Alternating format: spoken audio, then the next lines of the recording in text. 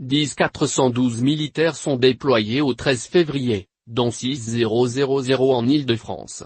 Ce dispositif est complété par 700 policiers et gendarmes et est maintenu au moins jusqu'à l'été. Ces forces sont chargées de sécuriser 830 points sensibles en France, lieux de culte, écoles, représentations diplomatiques et consulaires, organes de presse sont surveillés 24 heures sur 245. 154 unités ont été déployées sur 722 sites classés sensibles par les préfets. Après avoir établi un dispositif d'urgence face à une situation de crise, l'armée décide d'adapter progressivement son mode d'action vers plus de mobilité.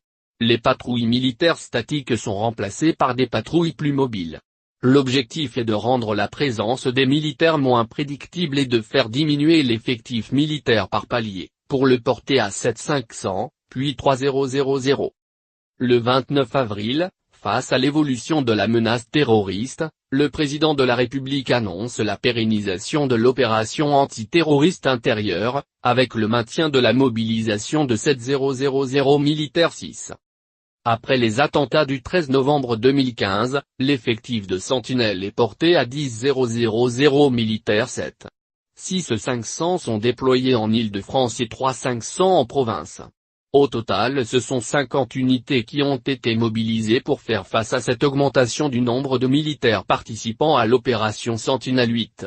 À cela s'ajoutent les 500 marins qui assurent la défense des approches maritimes de la France et les 1000 militaires de l'armée de l'air qui assurent la sécurité permanente de l'espace aérien français. Cela porte donc à environ 13000 militaires qui assurent la sécurité sur le territoire métropolitain. Les véhicules civils affectés à l'opération Sentinelle sont sérigraphiés Mission Vigipirate et Vigipirate, Opération Sentinelle. Les militaires y circulent en uniforme. En juillet 2016, le ministre de la Défense Jean-Yves Le Drian annonce que l'opération Sentinelle sera maintenue mais qu'elle devra s'adapter. Le ministre parle notamment d'une probable baisse d'effectifs après l'Euro 2016.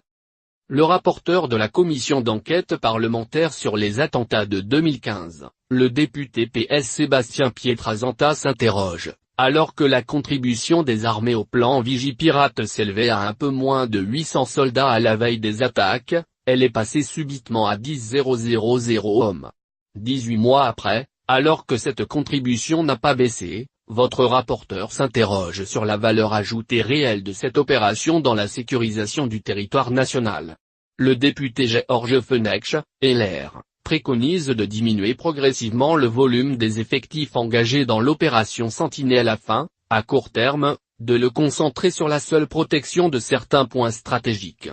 Il est rejoint par le député MRC Jean-Luc Laurent. Aujourd'hui Sentinelle se déroule dans de mauvaises conditions de vie qui pèsent sur le moral des troupes et leur entraînement opérationnel, vient s'ajouter à de véritables opérations militaires, sur des théâtres extérieurs, et, doit être arrêtée.